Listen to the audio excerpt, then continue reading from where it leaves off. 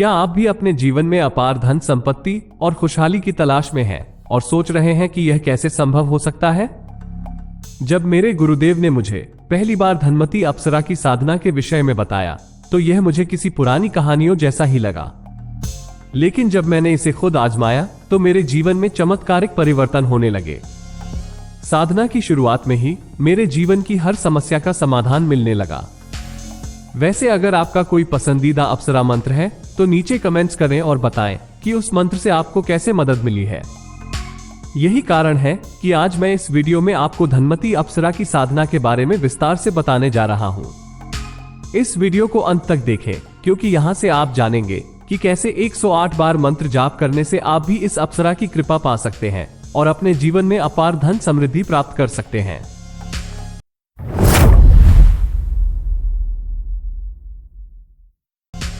प्राचीन काल से ही रहस्यमयी शक्तियों और साधनाओं के प्रति मनुष्य का आकर्षण रहा है। ऐसी ही एक अत्यंत चमत्कारी अप्सरा है धनमती, जिसके बारे में आज हम विस्तार से चर्चा करेंगे। धनमती अप्सरा की साधना किसी भी साधक के जीवन को पूर्ण रूप से बदल सकती है। यह अप्सरा इतनी मायावी और शक्तिशाली है कि उसकी कृपा से साधक की हर मनोकामना पूर्ण हो जाती है।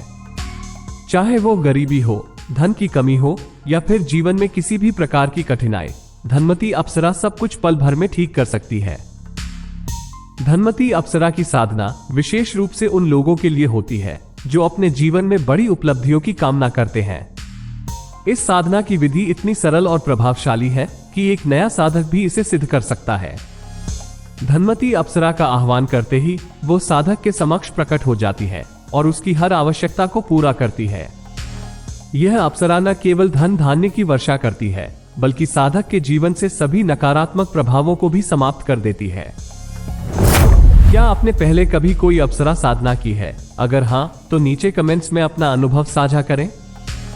धनमती अप्सरा की साधना के दौरान यह अत्यंत महत्वपूर्ण होता है कि साधक पूरी निष्ठा और विश्वास के साथ मंत्र का जाप करें।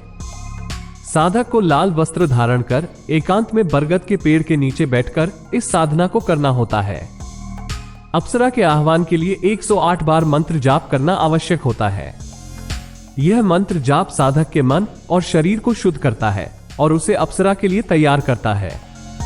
जब साधक पूरी श्रद्धा और विश्वास के साथ मंत्र जाप करता है तो धनमती अप्सरा उसकी सेवा में उपस्थित होती है। धनमती अप्सरा की शक्तियां इतनी व्यापक हैं कि वह साधक के जीवन के हर क्षेत्र में उसे सहायता प्रदान कर सकती है। चाहे वो धन की आवश्यकता हो, व्यापार में सफलता की बात हो या फिर व्यक्तिगत जीवन में कोई समस्या हो, धनमती अप्सरा हर समस्या का समाधान चुटकी बजाते ही कर देती है। यह अप्सरा साधक को जीवन की हर कठिनाई से उबारने में सक्षम है और उसे जीवन में वो सब कुछ प्रदान करती है जिसकी वो कामना करता है।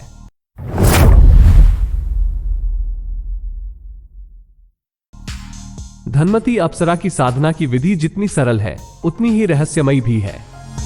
इस साधना को सफलतापूर्वक संपन्न करने के लिए साधक को पूरी निष्ठा, ध्यान और विश्वास के साथ प्रत्येक चरण का पालन करना अनिवार्य है। साधना का प्रारंभ मंगलवार की रात्रि से किया जाता है जब चंद्रमा अपने पूर्ण यौवन में हो।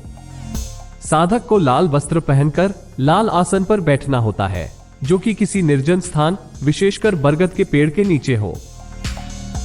इस साधना के लिए आवश्यक सामग्री में गुलाब के फूल, आम और बबूल की लकड़ी, आंकड़े की जड़ और हवन सामग्री शामिल है।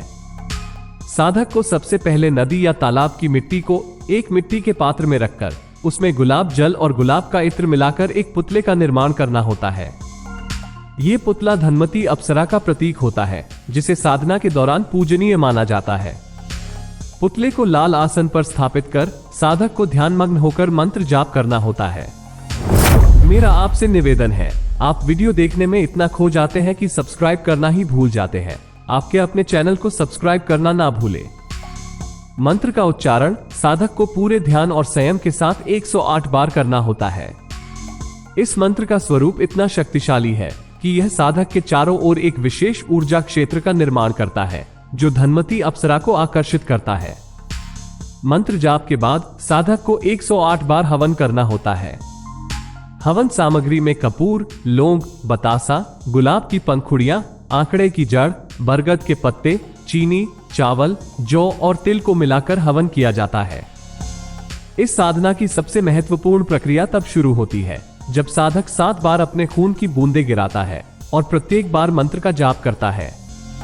ये क्रिया धनमती अप्सरा को जागृत करने का कार्य करती है और साधक के प्रति उसकी वफादारी सुनिश्चित करती है। खून गिराने और मंत्र जाप के बाद साधक को अप्सरा से वचन लेना होता है कि वो उसकी हर आज्ञा का पालन करेगी। इसके बाद साधक को अपने द्वारा बनाए गए पुतले को अप्सरा का निवास स्थान घोषित करना होता है। यदि आपको अब तक की जानकारी पसंद आई हो तो वीडियो को लाइक, शेयर और कमेंट करना ना भूलें। साधना के सफल समापन के बाद धनमती अप्सरा साधक के हर आदेश का पालन करती है। जब भी साधक उसे बुलाने की आवश्यकता महसूस करता है, वो पुतले के सिर पर खून की कुछ बूंदें गिराकर मंत्र का जाप करता है। अप्सरा तुरंत ही प्रकट होकर साधक की हर इच्छा को पूरा करती है। इस साधना का प्रभाव इतना शक्तिशाली होता है कि साधक के जीवन में चमत्कारिक बदलाव आने लगते हैं।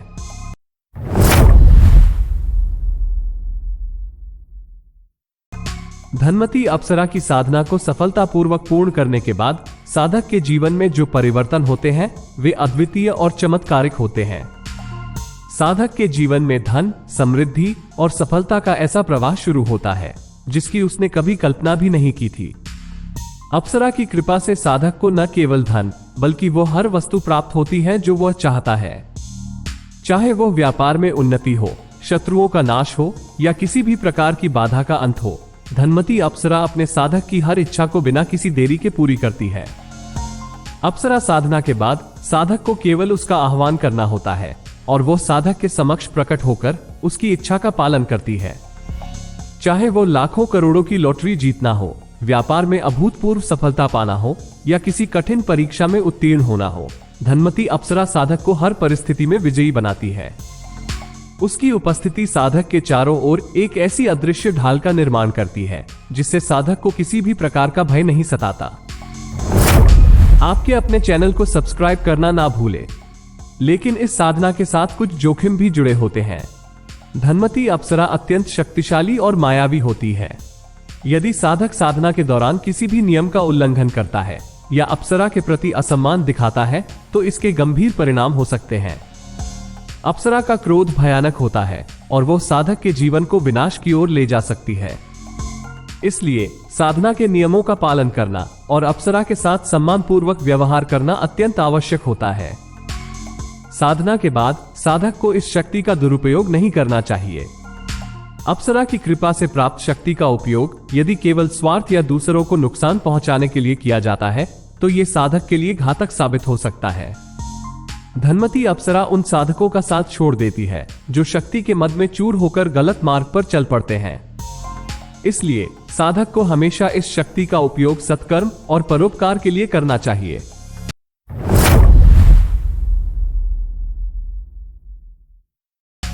धनमती अप्सरा की साधना जितनी आकर्षक और चमत्कारी प्रतीत होती है उतनी ही रहस्यमयी और खतरनाक भी है।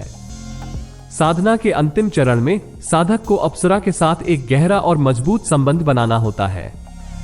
इस संबंध को बनाए रखने के लिए साधक को नियमित रूप से साधना करनी पड़ती है और अप्सरा को भोग अर्पित करना पड़ता है। अगर इस प्रक्रिया में कोई चूक होती है तो अप्सरा नाराज हो सकती है, जिसके परिणाम स्वरूप साधक को गंभीर समस्याओं का सामना करना पड़ सकता है। धनमती अप्सरा का आह्वान करने से पहले साधक को पूरी तरह से शुद्ध और स्वच्छ होना चाहिए, न केवल शारीरिक रूप से बल्कि मानसिक और आत्मिक रूप से भी। साधना के दौरान साधक को अपने मन, वचन और कर्म को पूर्ण रूप से नियंत्रित करना पड़ता है ताकि वह अप्सरा की शक्ति को सही ढंग से संचालित कर सके। अप्सरा की शक्ति का उपयोग केवल उन्हीं उद्देश्यों के लिए किया जाना चाहिए जो धर्म और सत्य के मार्ग पर हों। आपके अपने चैनल को सब्सक्राइब करना ना भूलें। जो साधक इस साधना को पूरी निष्ठा और ईमानदारी के साथ करता है उसे जीवन में ऐसी सफलता मिलती है जो अन्यथा संभव नहीं होती। लेकिन साथ ही ये भी स्पष्ट किया गया है कि अगर साधक का उद्देश्य गलत होता है तो उसे भारी कीमत चुकानी पड़ सकती है। इसलिए इस साधना को करने से पहले साधक को अपने दिल और मन को टटोलना चाहिए और सुनिश्चित करना चाहिए कि उसका उद्देश्य शुद्ध और सही है। अंततः धनमती अप्सरा की साधना का मार्ग शक्ति और समृद्धि का है, लेकिन यह मार्ग आसान नहीं है। साधक को न केवल अप्सरा के आह्वान की विधि में पारंगत होना चाहिए बल्कि उसे अप्सरा के साथ अपने संबंध को भी बनाए रखना होता है।